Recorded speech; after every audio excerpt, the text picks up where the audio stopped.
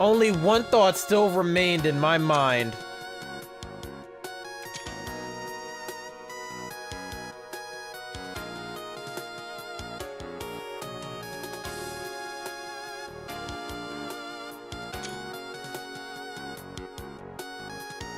That there was no God.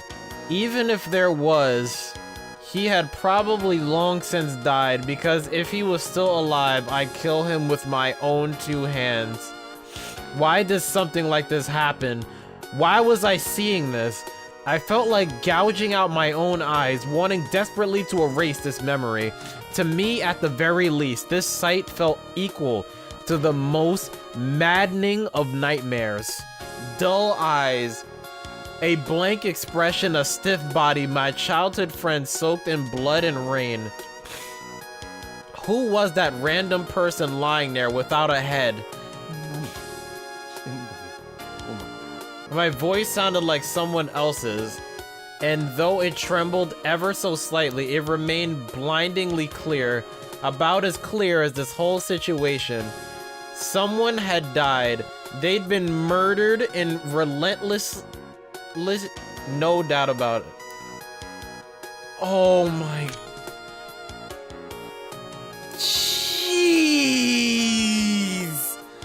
Jeez! Oh my gosh! What the hell? They'd been murdered thoroughly and relentlessly, no doubt about it. Kasumi stood right next to them, her whole body wet with spurts of blood. She was carrying a severed head in one hand. No matter how one looked at it, there was only one conclusion to be made. If you... Kasumi returned my unbelievably stupid question with a blank stare. She tilted her head to the side, causing the one in her hand to wobble.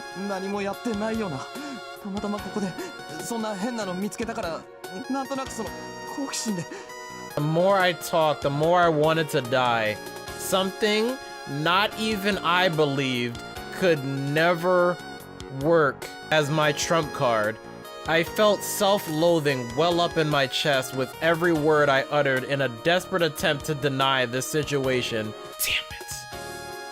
It had already been set in stone. There was nothing I could do about it. Kasumi Ayase was the killer. But still, so what? I knew her well. Ayase Kasumi was Ren Fuji's childhood friend.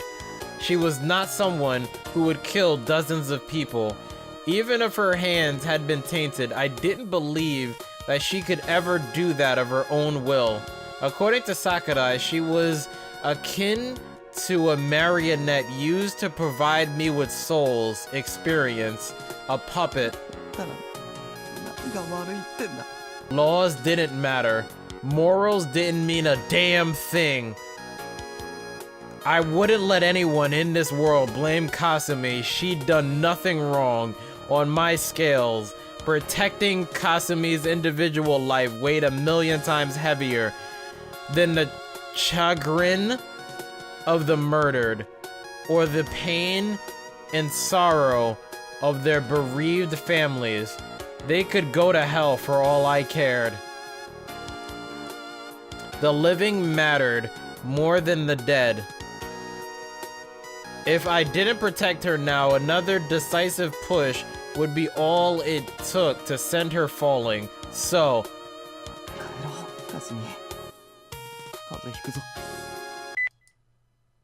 I stopped dialing Kasumi's number and took a step forward, my guard completely down. I saw no reason to be alert, and yet... What the hell?